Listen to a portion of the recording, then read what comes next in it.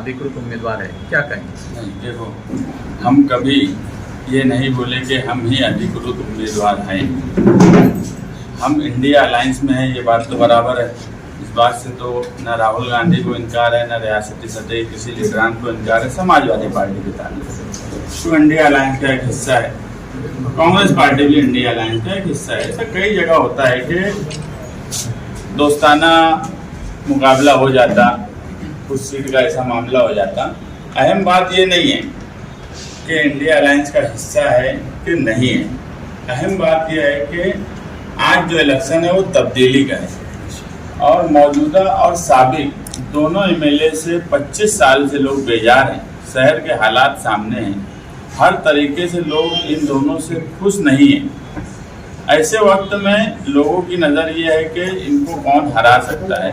और आप देखेंगे कि शहर में शान हिंद एक ताकतवर उम्मीदवार है और ये एहसास शहरियान को हो चुका है कि इन दोनों को वो हरा सकती है और 23 तारीख को शहर को एक नया नुमाइंदा मिलेगा। और जो लोग ये दोनों को नहीं पसंद कर रहे हैं वो सबके सब हमसे जुड़ रहे हैं। आज शहर में ये बात बोली जा रही है कि यार सबसे मजबूत अगर कोई इलेक्शन लड़ रहा है 2024 असेंबली का, हाँ, यानी तीनों उम्मीदवारों में, तो सबसे मजबूत समाजवादी पार्टी इलेक्शन लड़ रही है और ये दिख भी रहा है। तो कहीं ना कहीं बदलाव का माहौल है और अलायंस के ताल्लुक से कोई बात ही नहीं है। अब कल जो लोग बोले वो क्यों बोले, क्या बोले, वो उनको मालूम। मगर मैं ये बात मानता हूँ कि मालेगांव शहर में समाजवादी पार्टी एक मजबूत तरीके से इलेक्शन लड़ रही है।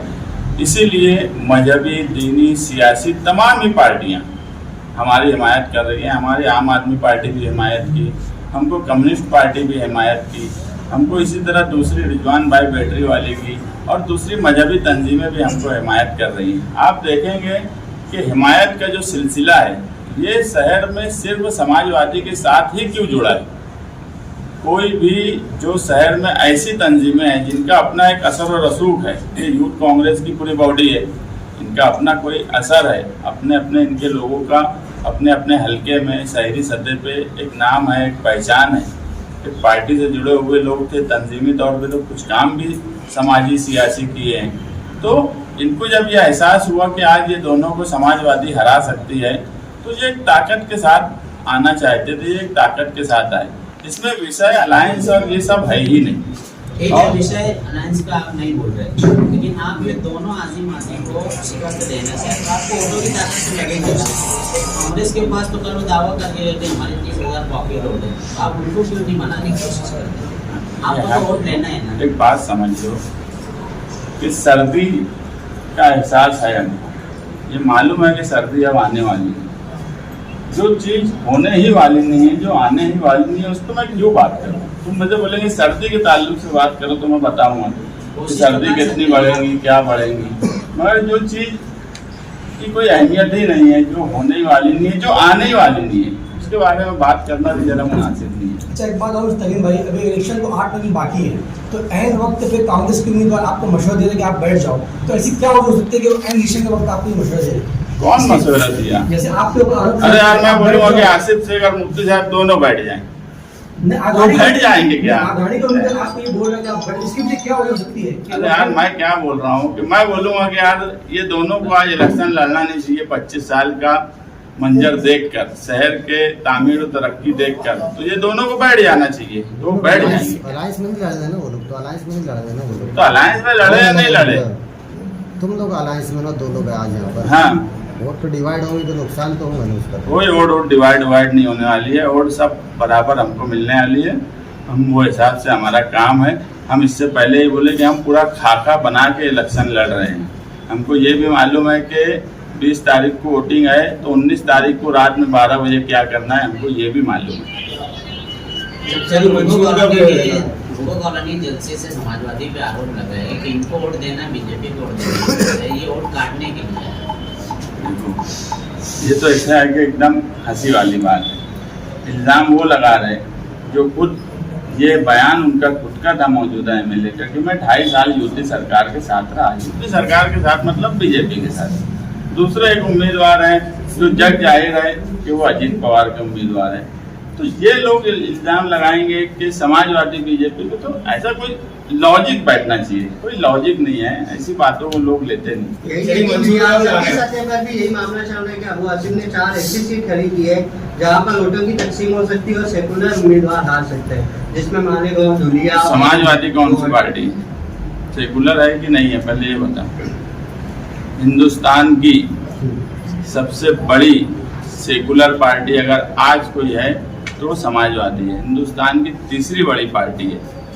और ये वो पार्टी है कि जब बाबरी मस्जिद पर कार सेवक चढ़े थे तो मुलायम सिंह ने शूट का ऑर्डर करा था, ये वो पार्टी है। तो समाजवादी के ताल्लुक से, अबू आसिम आजमी के ताल्लुक से उनके सेकुलरिज्म पे बात बोलना है, उनके सेकुलरिज्म पे शक भी करना। मैं हमेशा मानता हूँ कि हिंदुस्तान में 2 लीडर ऐसे हैं, एक मुलायम सिंह और एक लालू प्रसाद यादव, जिनके सेकुलरिज्म पे शक ही नहीं किया जा सकता। दूसरी एक अहम बात उन्होंने जलसे से ये कही कि आपका महागठबंधन जो बना था, महागठबंधन जो आपका बना था वो 10 साल के लिए बना था, मरहूम बुलंद इकबाल उस वक्त थे, और ये था कि 10 साल तक के वो इलेक्शन, ये इलेक्शन पिछला इलेक्शन वो लड़ेंगे और इसके बाद आने वाला इलेक्शन जो है वो बुलंद इकबाल लड़ेंगे, ऐसा कहा गया था। और उन्होंने कहा कि इन्होंने सब्र किया नहीं, उस पर आप क्या कहें? 12 नवंबर के लोग जब छुपकर आए 2022 सितंबर में, मुफ्ती साहब का सिटी पुलिस स्टेशन के कैंपस में ये बयान था कि मैं चाहता था अगला इलेक्शन बुलंद इकबाल लड़े। अगला इलेक्शन से मतलब ये था कि 2024 का, और यही बात मुफ्ती मोहम्मद इस्माइल कासमी साहब ने कही थी। और अगर उन्होंने ये बात इससे पहले भी बोली कि एग्रीमेंट उनके पास है लिखा हुआ, तो उनसे एग्रीमेंट मांगो। 2024 का इलेक्शन बुलंद इकबाल लड़ेगा। अल्लाह की मर्जी नहीं थी, उनका इंतकाल हो गया, उनकी बहन इलेक्शन लड़ रही थी, तो मुफ्ती साहब को उस बात का पास रखना चाहिए था कि अगर वो वादा बुलंद इकबाल के साथ था तो 19 के इलेक्शन में भी बुलंद इकबाल नहीं थे। उनका इलेक्शन शान हिंद और मैंने पूरी ताकत से लड़ा। अगर बुलंद इकबाल के ताल्लुक से उनकी ये लाइन थी कि अगला इलेक्शन वो लड़े, वो खुद का बयान भी दिए थे। और एग्रीमेंट अगर वो बोलते हैं तो एग्रीमेंट बता देना चाहिए। तो 2024 का इलेक्शन अगर बुलंद इकबाल नहीं लड़ रहा है, शान हिंद लड़ रही है, तो उन्होंने उस बात को कायम रखना था। बात को उन्होंने कायम नहीं रखा। एग्रीमेंट के अहम गवाह आप भी है, तो असल सच्चाई क्या है? असल सच्चाई यही थी कि मैं ये इलेक्शन लड़ूंगा, हमारा गठबंधन 10 साल का है, ये बात बिल्कुल बराबर है 2017 से 2027 तक। मगर उसमें यह था कि 2019 का इलेक्शन मुफ्ती साहब लड़ेंगे और अगला इलेक्शन बुलंद इकबाल लड़ेंगे। शफीक राणा काफी निचली स्तर पर आप पर टिप्पणी कर रहे हैं, मैं किस केस?